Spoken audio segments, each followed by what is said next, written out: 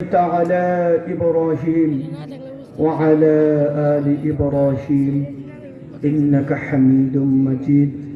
اللهم بارك على محمد وعلى آل محمد كما باركت على إبراهيم وعلى آل إبراهيم إنك حميد مجيد.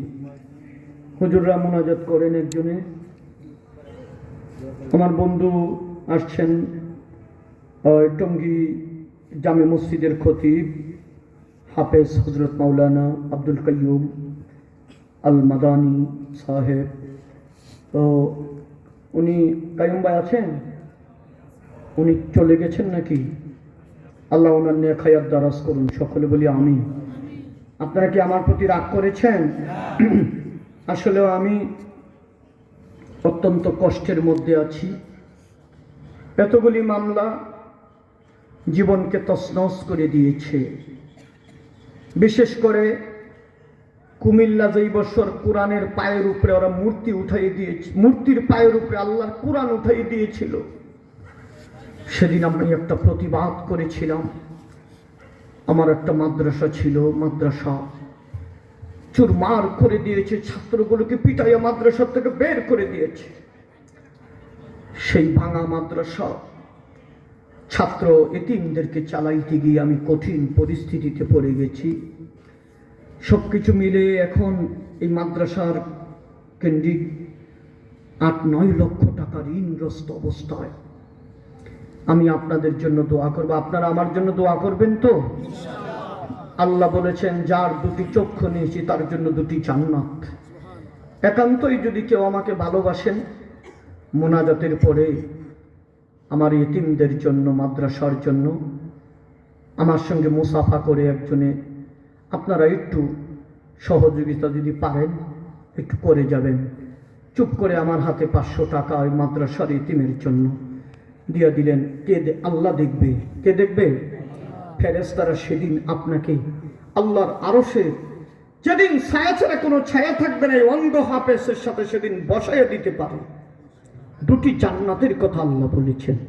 তাই আপনাদেরকে অনুরোধ করব, মোনাজাতের পরে অন্ধ হাফেজের সঙ্গে আল্লাহর ফেরেশতার খাতায় আপনার নামটা উঠানোর জন্য আজকের এই আমার এই দুর্দিনে সময় একটু কোরআনের মাদ্রাসার জন্য একটু সহযোগিতা করবেন। কারণ আগে বললাম না, কারণ এরা মাহফিল করেছে, মাহফিল মুনাজাতের পরে মাহফিল শেষ, আপনারা আমার সঙ্গে যোগাযোগ করে যাবেন।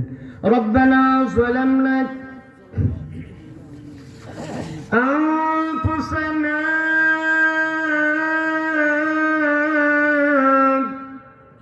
ওয়া ইন লাম তাগফির লানা وترحمنا لنكونن من الخاسرين. প্রভু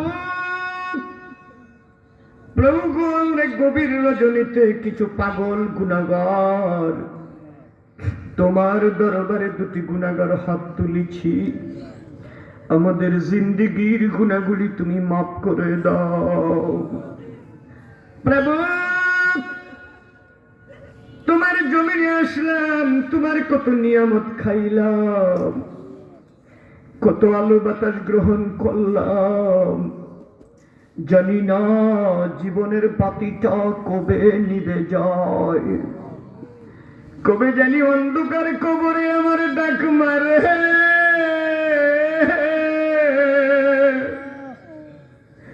কার জানি কাপনের কাপড় ওই বাজারে আইসা গেছে। আমি যেদিন মারা যাব, মৃত্যুর সঙ্গে সঙ্গে ছেলে মেয়েরা বিছানার থেকে নামাইয়া দিবে। বিল্ডিং রইলা, জাজিং এর বিছানা রইলা, অন্ধ আবেশরে কই নিয়ে যায়। কত মানুষ জানাজার নামাজ পড়তে আসবে, আকাশ থেকে ঝড় বৃষ্টি আসতেছে, কেউ বলে না লাশটার একটু ঘরে নিয়ে শোয়াইয়া রাখ। তাড়াতাড়ি করে গরু ধরে নিয়ে যায়, গরু বাছুর গাছ গাছালি গুলো তাকাইয়া তাকাইয়া তাকে মালিক বুঝি আর আমাদেরকে আদর করবে না, মালিক বুঝি আর এই বাড়িতে আসবে না। প্রভু গো, ওই কবরে যাওয়ার পূর্বে আমাদের কবরের ঘরটা তুমি জান্নাতের বাগান বানাইয়া দিও প্রভু।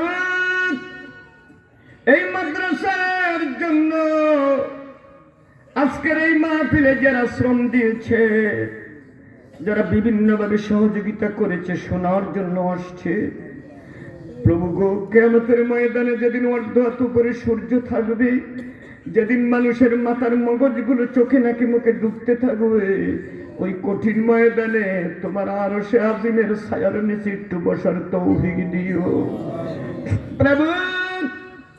এই যে এত সুন্দর মাদ্রাসা শিক্ষকগুলো কয়েক মাসে সাজিয়ে ফেলেছে, প্রভু গো, শিক্ষকগুলো কত কষ্ট করে, এদের অভাব অনটনগুলো তুমি দূর করে দাও। এই মাদ্রাসাকে তুমি কবুল করে নাও, হাজার হাজার ছাত্র মাদ্রাসার জন্য কবুল করে নাও প্রভু গো।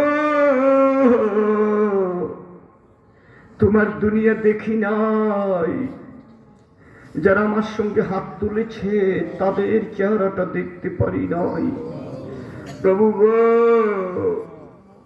তোমার বান্দাদেরকে নিয়ে হাত তুলেছি প্রভু গো, কিয়ামতের ময়দানে সবার সঙ্গে একটু দেখা করার ব্যবস্থা করে দিও প্রভু। যারা হাত তুলেছি, মা বাবা যাদের কবরে শায়িত, আগের মুনাজাতে তো মায়ের কথা বলেছি, মায়ের কথা কি বলে শেষ করা যায়? আমার মনে পড়ে একদিন গভীর রাত্রে বাড়িতে গেলাম, রাত তখন 3টা বাজে, মা আমার রাস্তার ধারে দাঁড়ায় রয়েছে। মায়ের বললাম, মা এত রাত্রে আপনি এইখানে দাঁড়িয়ে আছেন? মা আমার চোখের পানি ছেড়ে দিয়ে বলে, বাবারে, আজকে সন্ধ্যার সময় জ্বর হয়েছিল, জ্বরে এই রাস্তায় একটা বাড়ির বাইরে রাস্তার মধ্যে একটা পেয়ারা গাছ ফালাইয়া রাখছে। আমি চিন্তা করলাম, আমার যে অন্ধ ছেলে রাত কয়টার সময় বাড়িতে আসবে, পেয়ারা গাছে ধাক্কা খাইয়া যা আঘাত পাবে।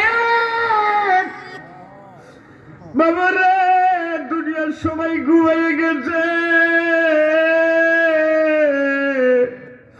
আমি মার চোখে ঘুম আসে না, মার রাস্তার ধারে দাঁড়াইয়া রয়েছে প্রভু গো। মা ছাড়া এই জমিনে আর কেউ দাঁড়াইয়া থাকবে না। বাবারা আমাদের জন্য অনেক কষ্ট করেছে। বাবা বাজার থেকে আসতো, বাবার শরীর থেকে গাম ঝরতে থাকতো, দুলা ময়লা নিয়ে বাবার কোলে জাফাইয়া পড়তাম। বাবা কোনোদিন বিরক্ত হইত না, কুলি নিয়ে সুমা খাইত। প্রভু গো, আমাদের ওই বাবা মা, দাদা দাদি, নানা নানি, আত্মীয় স্বজন, মুসলিম নরনারী যারা কবরে শায়িত, তাদের কবরগুলো তুমি জান্নাতের টুকরা বানিয়ে দাও প্রভু গো। তোমার জমিনে কত আলেম এই জমিনে চোখের পানি ছেড়েছে, কত আলেমকে দুনিয়ার থেকে বিনা অপরাধে বিদায় করে দেওয়া হয়েছে, কত কোরআনের পাখি, কত মাদ্রাসার ছাত্রকে হত্যা করা হয়েছে, শহীদ করা হয়েছে, কত কোরআনের পাখি, মাদ্রাসার ছাত্র, কোরআনের হাফেজকে জবাই করা হয়েছে। প্রভু গো, তুমি তাদেরকে শহীদ হিসেবে কবুল করে নাও, এই জমিনটাকে তোমার কোরআনের জন্য কবুল করো প্রভু গো।